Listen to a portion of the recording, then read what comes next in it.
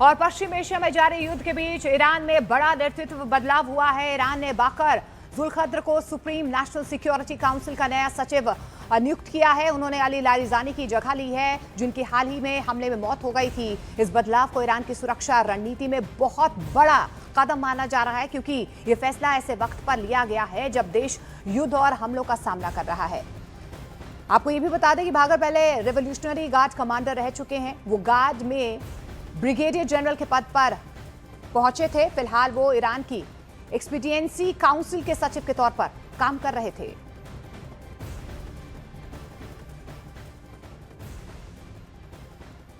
और इस बीच आपको बता दें कि ईरान के खिलाफ अमेरिका और इजरायल का युद्ध अगले 24 घंटे में किसी तरफ पलट भी सकता है, क्योंकि ट्रंप की धमकी और साथ में ईरान के पलटवार वाले गेम के बीच एक नए खतरे का अलर्ट जारी हुआ है।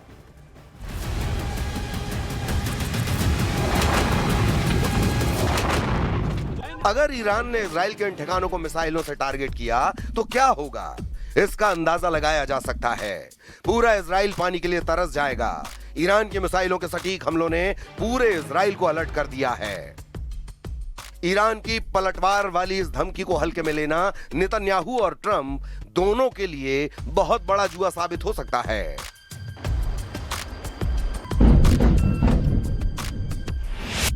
ईरान के टारगेट पर है अश्केलोन प्लांट। यह कभी दुनिया का सबसे बड़ा प्लांट था जो खारे पानी को पीने लायक बनाता है। दूसरा है हदेरा डिसैलिनेशन प्लांट। तीसरा है सोरेक प्लांट, दुनिया का सबसे आधुनिक प्लांट कहा जाता है। चौथा है पालमाचिम डिसैलिनेशन प्लांट, यह तेल अवीव के दक्षिण में है। पांचवा है अशदोद प्लांट, जो दक्षिण इजराइल के लिए काफी जरूरी है। Oh my God.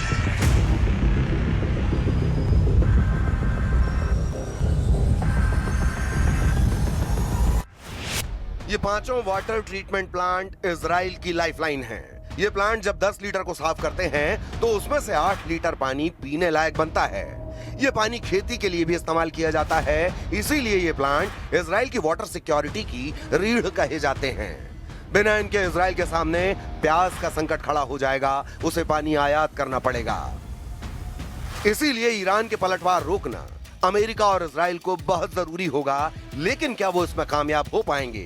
क्योंकि यह बात तो तय है कि ईरान न होर्मुज को खोलने जा रहा है, और अगर ऐसा नहीं होगा तो डोनाल्ड ट्रंप ईरान के बिजली ठिकानों को बंकर बस्टर से जरूर उड़ा देंगे।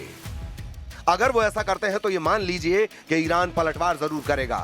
उसे रोक पाना आसान नहीं होगा। इसका ट्रेलर ईरान ने डिमोना और अर्द शहर में दिखा दिया है। वहीं अमेरिका और इजराइल की जो वायुसेना अब तक ईरान के आसमान पर राज कर रही थी, उसमें ईरान ने पहले F-35 और अब F-15 फाइटर जेट को मारकर बता दिया है कि उसका एयर डिफेंस खत्म नहीं हुआ, ना ही कमजोर पड़ा है। ईरान अब अमेरिका के फाइटर जेट्स को आराम से निशाना बना रहा है। ईरान ने अमेरिका के स्टेल्थ फाइटर जेट F-35 को भी मारने का दावा किया है। यानी ईरान के आसमान में अब अमेरिका की वायुसेना सुरक्षित नहीं रही। ईरान